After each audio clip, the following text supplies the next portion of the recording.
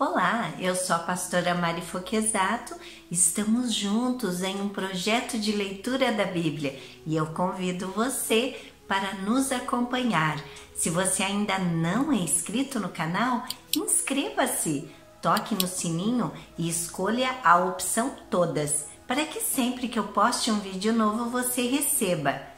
Deixe o seu joinha, o seu ok, porque isso é muito importante para o crescimento do canal. E se você quiser deixar um comentário e compartilhar esse vídeo, eu agradeço muito.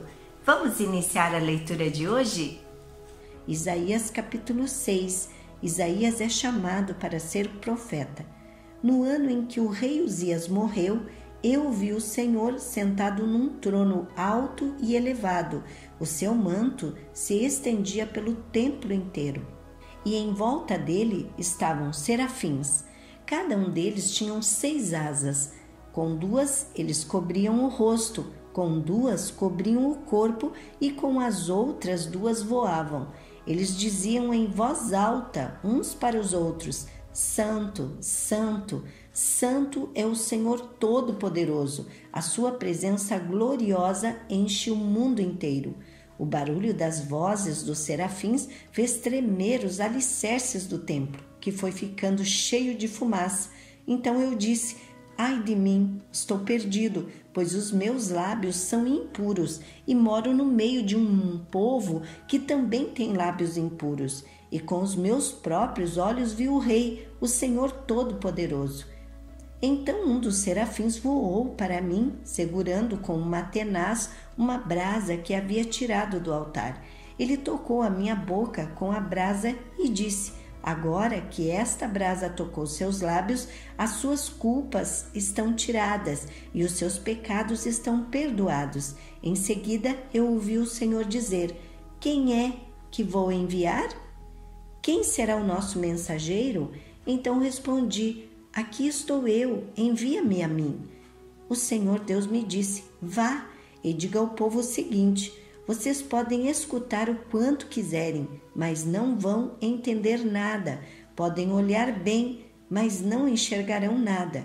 Isaías, faça com que esse povo fique com a mente fechada, com os ouvidos surdos e com os olhos cegos, a fim de que não possam ver, nem ouvir, nem entender, pois se pudessem, eles voltariam para mim e seriam curados. Até quando isso vai durar? Eu perguntei, e ele respondeu: até que as cidades sejam destruídas e fiquem sem moradores, as casas fiquem completamente vazias e os campos sejam arrasados. Eu, o Senhor, mandarei o povo para longe deste país e as cidades ficarão vazias. E mesmo que fique no país uma pessoa em 10, ela também será morta. Os que restarem serão como o toco de um carvalho que foi cortado. O toco representa um novo começo para o povo de Deus. Isaías capítulo 7. Mensagem para o rei Acás. No tempo em que Acás, filho de Jotão e neto de Uzias, era rei de Judá, Rezim, rei da Síria, e Peca, filho de Remalias, rei de Israel, atacaram a cidade de Jerusalém, mas não puderam conquistá-la. Quando o rei Acás soube que os sírios haviam feito um acordo com os israelitas, ele e todo o seu povo ficaram com tanto medo que tremiam como varas verdes. O Senhor Deus disse a Isaías: vá com seu filho Sear-Jasub e encontrar-se com o rei Acás. Ele estará na estrada onde os tintureiros trabalham, perto do canal que traz água do açude de cima. Diga ao rei que fique alerta, mas que não perca a calma, que não tenha medo, nem fique desanimado por causa do ódio do rei Rezim, dos sírios e do rei Peca. Eles são menos perigosos do que 2 tições soltando fumaça. Os sírios, junto com o rei Peca e os israelitas, estão fazendo planos para prejudicar o rei Acás. Eles combinaram o seguinte: vamos atacar o reino de Judá, conquistar o seu povo e forçá-lo a aceitar o filho de Tabael como rei. Porém eu, o Senhor, afirmo que isso não acontecerá, Pois a Síria não é mais forte do que Damasco, a sua capital, e Damasco não é mais forte do que o rei Rezim. A terra de Israel não é mais forte do que Samaria, a sua capital, e Samaria não é mais forte do que o rei Peca. Mas daqui a 65 anos Israel será destruído e deixará de existir como nação. Se vocês não tiverem uma fé firme, não poderão ficar firmes. Emanuel, Deus está com seu povo. O Senhor Deus enviou ao rei Acaz esta outra mensagem: peça ao Senhor, o seu Deus, que lhe dê um sinal.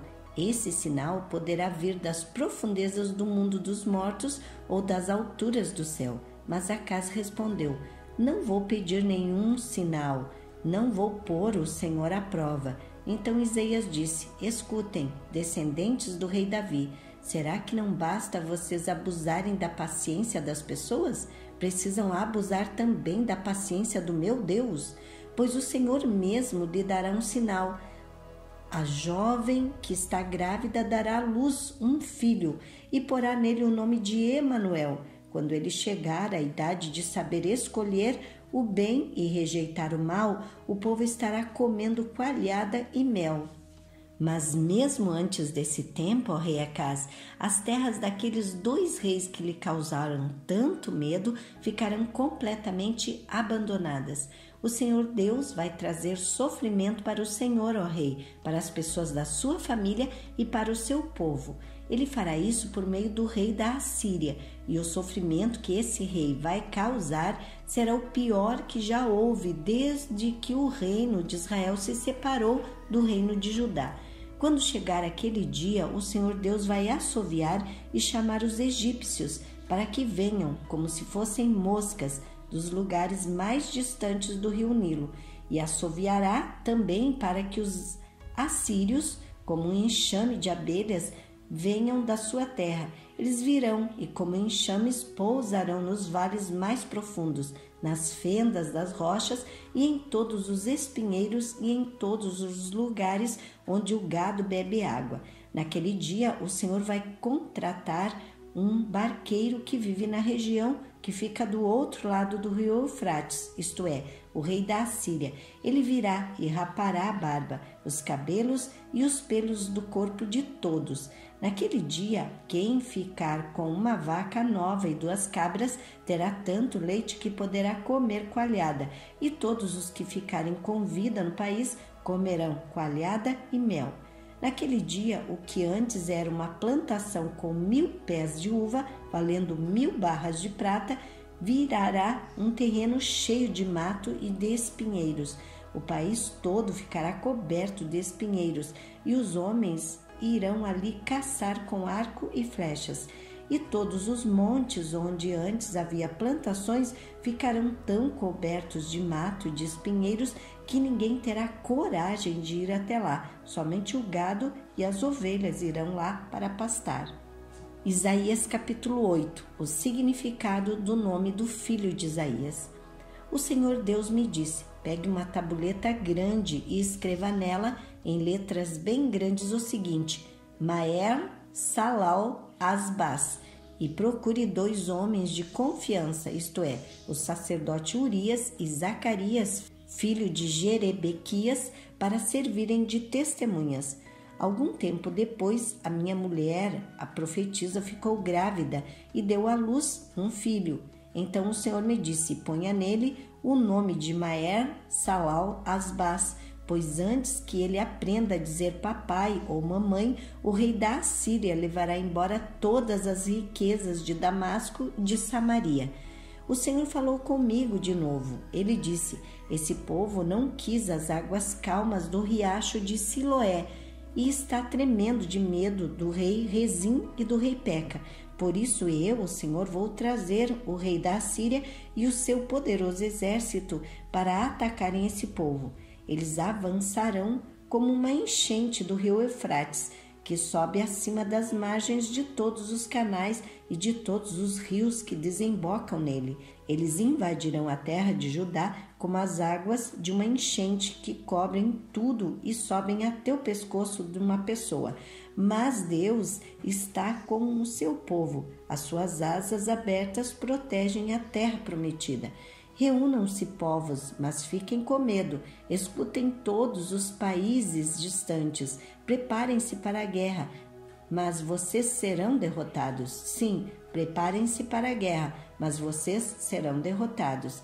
Façam planos, mas eles não darão certo. Resolvam o que quiserem, mas tudo fracassará, pois Deus está conosco. Deus avisa o profeta e os seus seguidores.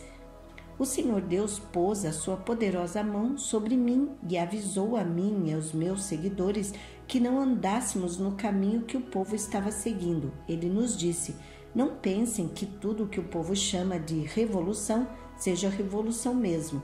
Não fiquem assustados, nem tenham medo daquilo que o povo tem medo. Pelo contrário, fiquem assustados por minha causa e tenham medo de mim, pois eu, o Senhor Todo-Poderoso, sou santo. Eu serei um templo para abrigar vocês. Serei também uma pedra e uma rocha, onde fará com que os povos de Judá e de Israel tropeçam e caiam. Serei uma armadilha e um laço para pegar os moradores de Jerusalém. Muitos tropeçarão, cairão e se despedaçarão, ficarão presos nessa armadilha. Eu disse aos meus seguidores: guardem a mensagem e lembrem dos ensinamentos que o Senhor me deu. Ele se escondeu do seu povo, mas eu confio nele e nele ponho a minha esperança. Aqui estou eu com os filhos que o Senhor Deus me deu. O Senhor Todo-Poderoso que mora no Monte Sião nos enviou para sermos sinais que causem espanto ao povo de Israel. Algumas pessoas vão pedir que vocês consultem os adivinhos e os médiuns que cochicham e falam baixinho. Essas pessoas dirão: precisamos receber mensagens dos espíritos, precisamos consultar os mortos em favor dos vivos. Mas vocês respondam assim: o que devemos fazer é consultar a lei e os ensinamentos de Deus. O que os médiuns dizem não tem nenhum valor. Tempos de aflição. O povo andará de um lugar para outro sem rumo, desanimado e com fome. Por causa da fome, ficarão com raiva e amaldiçoarão o seu rei e o seu Deus. Olharão para o céu e depois para a terra e verão somente sofrimento e escuridão, trevas, angústia, porém não poderão escapar delas. Isaías capítulo 9. O príncipe da paz. Mas a aflição dos que estiverem sofrendo vai acabar. No passado, Deus humilhou a terra das tribos de Zebulon e de Naftali, mas no futuro Ele tornará famosa essa região que vai desde o mar Mediterrâneo até a terra que fica do lado leste do Rio Jordão, isto é, a Galileia dos pagãos. O povo que andava na escuridão viu uma forte luz. A luz brilhou sobre os que viviam nas trevas. Tu, ó Deus, aumentaste esse povo e lhe deste muita felicidade.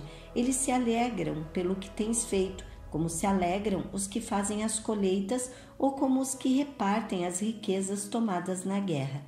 Tu arrebentaste as suas correntes de escravos, quebraste o bastão com que eram castigados, acabaste com o inimigo que os dominava, assim como no passado acabaste com os midianitas. As botas barulhentas dos soldados e todas as suas roupas sujas de sangue serão completamente destruídas pelo fogo, pois já nasceu uma criança. Deus nos mandou um menino que será o nosso rei. Ele será chamado de Conselheiro, Maravilhoso, Deus Poderoso, Pai Eterno, Príncipe da Paz. Ele será descendente do rei Davi. O seu poder como rei crescerá e haverá paz em todo o seu reino. As bases do seu governo serão a justiça e o direito, desde o começo e para sempre. No seu grande amor, o Senhor Todo-Poderoso fará com que tudo isso aconteça. A ira de Deus contra o povo de Israel. Deus anuncia que vai castigar o povo de Israel, os descendentes de Jacó.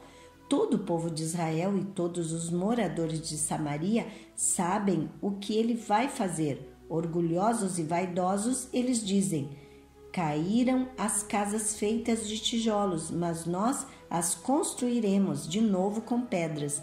As vigas de madeira de figueira brava foram cortadas, mas agora vamos usar vigas de cedro. Por isso o Senhor atiça os inimigos deles e manda que os ataquem. A Síria, a leste, e a Filisteia, a oeste, abriram a sua boca para devorar o povo de Israel.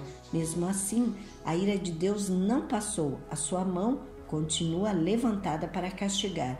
O Senhor Todo-Poderoso castigou o seu povo, mas eles não se arrependeram, não voltaram para Deus. Portanto, num dia só, o Senhor vai cortar a cabeça e o rabo do reino de Israel, como se faz com um animal. Vai derrubar as palmeiras e os juncos.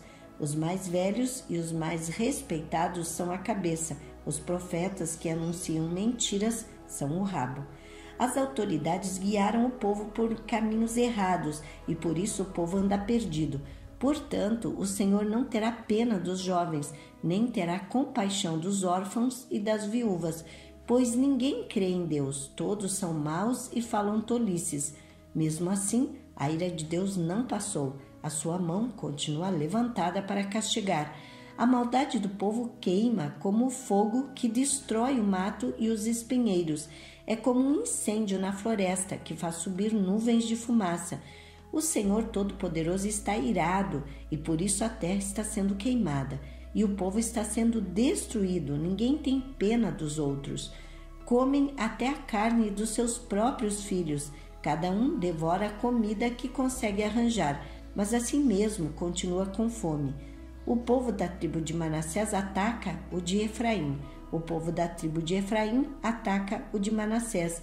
E os dois juntos atacam o povo de Judá. Mesmo assim, a ira de Deus não passou. A sua mão continua levantada para castigar. Amém. Terminamos aqui a leitura de hoje e agradeço a você que ficou até o final desse vídeo. Tenha um dia vitorioso. Deus abençoe sua vida.